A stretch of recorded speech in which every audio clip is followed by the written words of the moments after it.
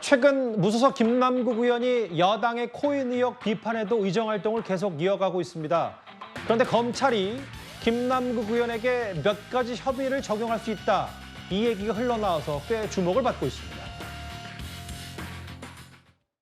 어떤 가상화폐에 관련돼서 미공개 정보 의혹인지 여기 계신 그 기자님들 한번 말씀해 보세요.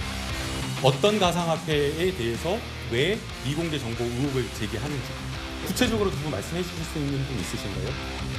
아무런 어떤 근거도 없이 미공개 정보를 이용했다라고 이렇게 주장하는 게 저는 너무 터무니없다고 생각이 들고요.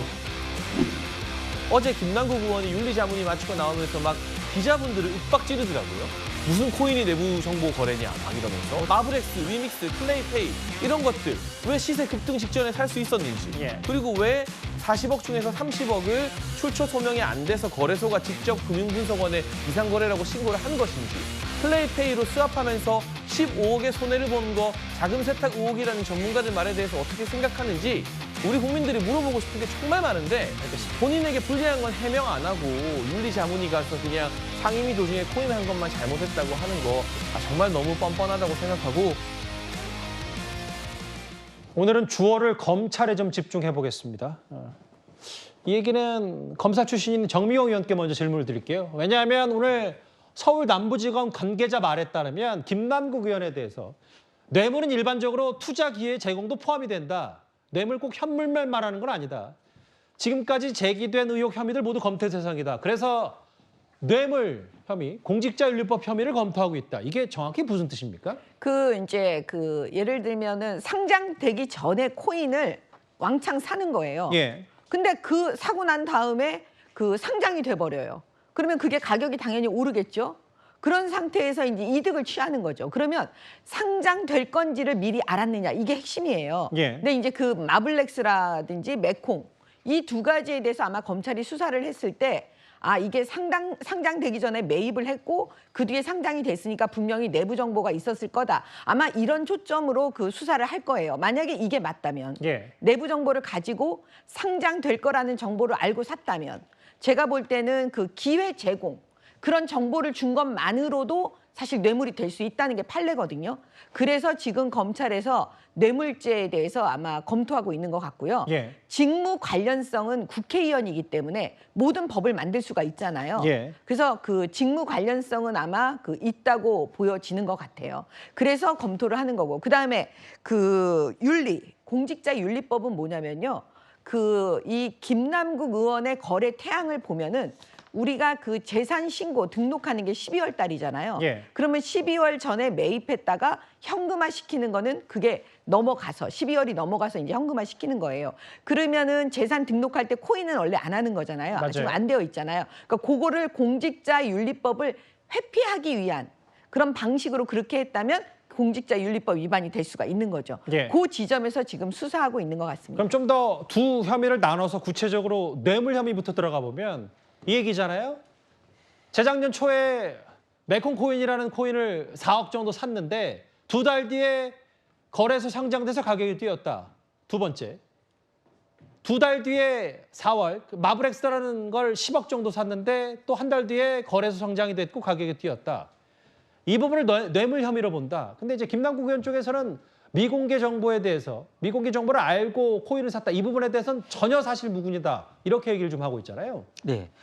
그것은 김남국 의원이 그렇게 주장하니까 저희는 무죄 추정의 원칙에 의해서 그걸 믿어줄 수밖에 없고 그거에 대한 잘못이 뇌물인지 이 부분은 검찰이 입증을 해야 될 부분입니다. 그거에 대해서 저희가 뭐라고 얘기할 수는 없을 것 같은데 다만 이런 것은 있죠. 이게 이해충돌이냐 뇌물이냐 문제는 검찰의 법정에서 검찰과 다퉈야 될 문제이지만은 분명히 국회법 29조에 의해 국회의원은 영리를 추구하면 안 된다. 이게 규정이 돼 있고 공직자윤리법에 그런 과정에서 이해충돌이나 뇌물이 있었는지 부정한 영리 추구가 있었는지 이거에 대해서 재산 공개를 통해서 명백하게 밝히도록 규범이 있습니다.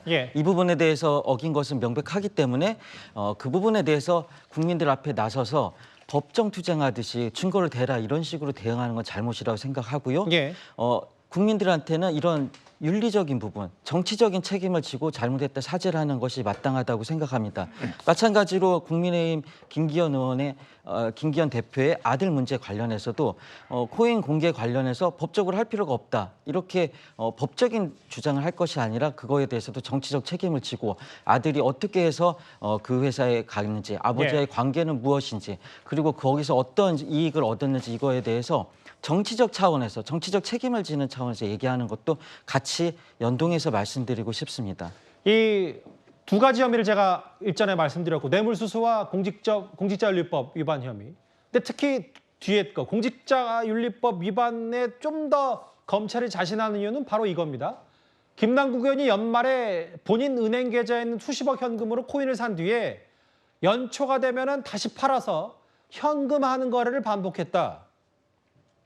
바로 이 얘기인데 장해찬 최고위원님, 이게 결국은 이 걸리지 않기 위해서 본인이 이제 코인 현금화한 부분을 걸리지 않기 위해서 다시 코인을 사고 파는 부분을 반복했다.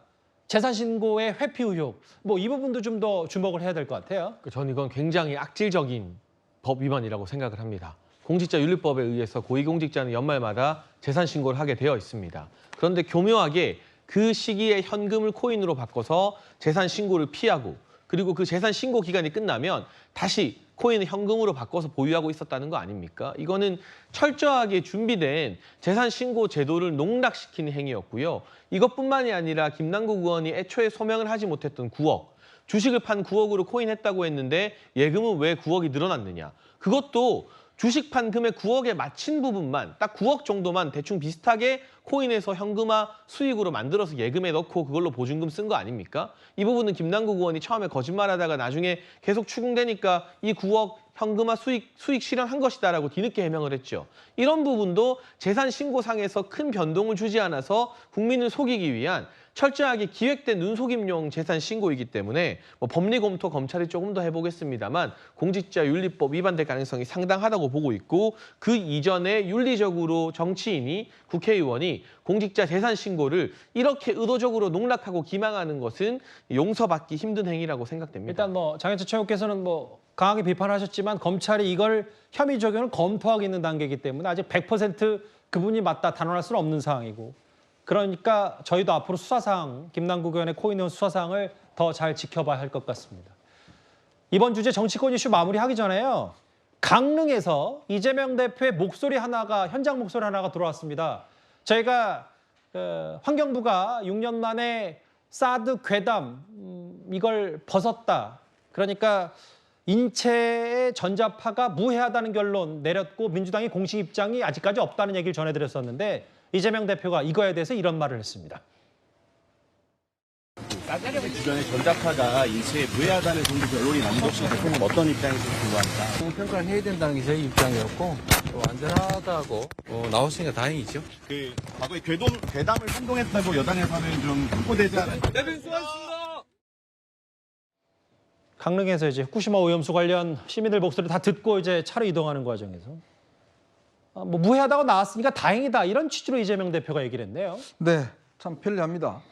다행이다. 이 한마디로 지난 6년간의 민주당이 주도해왔던 이 사드 반대와 성주 이 전자파 문제가 그냥 다행이다. 이 네 글자로 이제 끝날 수가 있는 거군요. 이것 때문에 성주에 있는 참외농가들은 수백억의 피해를 받습니다. 또 우리 사회가 이 문제 때문에 엄청난 피해를 많이 받죠. 자, 그리고 이 사드에 몸이 튀긴다는 이 선동 때문에 많은 국민들이 어떤 국민적 피해를 받습니다.